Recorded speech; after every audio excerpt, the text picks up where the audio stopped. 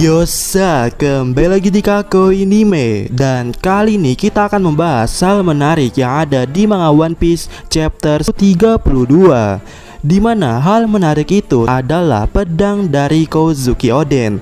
Ya, pedang bernama Enma yang menggila pada chapter kali ini. Dan ya, seperti yang kita ketahui bersama, Enma mulai bergelora, mulai mengisap kaki Zoro tanpa kehendak Zoro. Singkatnya, Enma ini lepas kendali. Dan entah apa hubungannya dengan suara samisen yang terdengar di sini, yang mana diduga sebagai pemicu dari liarnya Enma. Tapi yang pasti di sini yang jadi menariknya, Enma mulai mengamuk. Dimana kalian tahu ya, inilah skenario yang sudah kita tunggu-tunggu, terutama Mimin. Soalnya ketika Enma mengamuk, disitulah Zoro akan lebih kuat dari seseorang bernama Kozuki Oden. Karena ya, satu-satunya spekulasi atau pikiran yang terpikirkan di sini ketika Enma mengamuk, ya tentu saja akan ada sesuatu perkembangan dari seorang Zoro, atau bisa dibilang Zoro akan mendapatkan power up-nya di sini. Ya, kenapa bisa begitu? Secara singkatnya Mimin katakan ya, dengan Enma mengamuk ini akan membuka potensi terbendam dari seorang Zoro. Sebab Enma yang mengamuk di sini ya sejatinya merupakan sesuatu pemancing. Iya, pemancing dari kekuatan Zoro sesungguhnya. Dan Enma ini nantinya akan dengan mudah ternetralkan kembali dengan sesuatu hal dari Zoro. Dan sesuatu hal itu merupakan potensi dari Zoro. Dan potensi itu atau cara Zoro menjinakkan Enma kembali itu berasal dari salah satu pedang Zoro. Pedang Zoro bernama Sandai Kitetsu. Ya, Sandai Kitetsu di sini menurut data yang sudah ada dan juga menurut Mimin adalah jalan keluar dari situasi Zoro ini. Pasalnya ketika Enma mengamuk, Sandai lah yang akan mengimbangi kegilaan dari Enma ini. Bukan karena pedang dari Kuinaya, tapi karakteristik dari Sandai Kitetsu adalah alasannya. Tepat sekali, Sandai Kitetsu adalah pedang yang akan mendorong kegilaan dari Enma menjadi lebih stabil. Singkatnya, Sandai Kitetsu adalah pedang yang akan mengimbangi Enma seperti yang Mimin katakan tadi. Dan ini tentu saja ada landasan hukumnya. Soalnya berdasarkan kejadian sebelumnya, seonggok Sandai Kitetsu yang mana kelasnya Wazamono mampu mendorong pedang Owazamono sekelas Susui milik Ryuma pada waktu itu. Dan Sandai Kitetsu yang memiliki karakteristik daya tahan yang sangat luar biasa mampu mendorong balik tekanan yang dibuat oleh pedang Susui di tangan Zoro. Yang mana ya, seperti yang kita ketahui bersama, kelas pedang Susui nyatanya atau sejatinya sekelas dengan pedang Enma, yaitu Owazamono. Artinya ketika Enma pada saat ini mengalami gejolakan yang luar biasa, maka solusinya sama seperti Susui. Ya, Sandai Kitetsu adalah jawabannya. Yang mana kejadian yang sama juga terjadi sebelumnya ketika pertama kali Zoro menggunakan Enma. Enma bersikap sangat agresif. Dan kalian tahu kan bagaimana Zoro mengatasinya? Ya, Zoro menekan bagian sisinya. Ya, Zoro menekan hakinya agar kembali kepadanya. Dan ini sama konsepnya seperti yang di sini.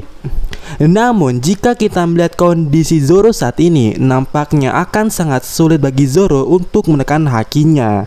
Dan maka dari itu solusi paling worth it-nya itu datang di sebelah yang lainnya, yaitu Sandai Kitetsu. Mau semengerikan apa Enma, berontak ataupun liar, namun ketika ada Sandai Kitetsu di sisi sebaliknya, itu bakalan aman-aman aja. Dan ya, bagi Zoro itu adalah caranya. Tuh, dimana ibaratkannya itu ya kayak kita main Mobile Legends. Kalian yang user Lunox mungkin akan paham dengan konsep ini. Ya, posisi Zoro pada chapter kali ini itu seperti Lunox pada saat ini ya. Dia atau Lunox ini lebih condong ke sisi kanannya, dimana power efek serangan terkuatnya itu muncul pada kekuatan di sisi kanannya. Cuman bedanya dengan Lunox, Zoro ini ya bagian atasnya sepertinya mentok sampai dimana Enma tak terkendalikan. Jadi untuk mengecilkan efeknya sama seperti yang kita gunakan saat kita memakai Lunox. Ya, gunakanlah skill sebaliknya. sebelahnya atau sisi seberangnya, yang mana bisa disebut sebagai bagian kirinya. Dan ketika kita menggunakan skill yang bagian lainnya, tentu saja efek yang sebelahnya atau yang bagian kanannya ini akan berkurang sebab terdorong dengan yang bagian sebelah kirinya. Dan kalian juga bisa mengibaratkannya dengan suatu timbangan, dimana ketika timbangan berat sebelah kanan, maka untuk mengurangi dominasi dari sebelah kanan, tentu saja bagian kirinya harus ditambahkan. Jadi begitulah konsepnya. Inti solusi Zoro di sini adalah Sandai Kitetsu, sebab Sandai Kitetsu merupakan bagian yang berlawanan dari Enma. Yang mana dengan kata lainnya, jika Zoro mau selamat, Zoro harus memfokuskan Sandai Kitetsu. Dan ini yang paling menariknya, jika memang Zoro seperti itu, Zoro yang akan memfokuskan Sandai Kitetsunya, atau mungkin Sandai Kitetsunya lah yang akan mengambil Zoro, sejatinya ini justru akan membuka potensi terbesar dari seorang Zoro. Ya, seperti yang Mimi katakan di awal tadi, sebab ada sebuah cover Coloss Split yang mana sudah pernah kita bahas sebelumnya, dengan Zoro mengandalkan Sandai Kitetsunya ketimbang pedang sebelah kanannya, iblis dalam tanda kutip itu akan muncul dari Zoro. Kekuatan yang selama ini tersembunyikan akan muncul seperti di cover ini. Dari kegelapan akan muncul suatu iblis. Dimana penjelasan lebih detailnya kalian bisa lihat di video ini ya. Dan ini didukung dengan pengakuan dari seorang Zoro sebelumnya saat memegang Sandai Kitetsu.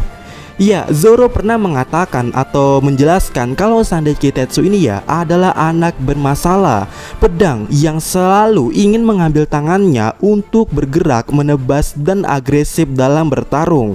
Yang mana pedang ini merupakan pedang yang haus darah. Artinya pedang ini sejatinya memang dari dulu sudah ingin mengeluarkan kekuatannya. Namun Zoro selalu membatasinya dan lebih sering menggunakan pedang kanannya. Dan saat inilah Zoro harus menggunakan bagian kirinya seperti konsep Lunox tadi. Dan jika begitu skenarionya, maka memang betul lah pada saat ini Enma adalah pedang terkuat kedua Zoro, sedangkan Sandai Kitetsu adalah pedang terkuat Zoro yang pertama.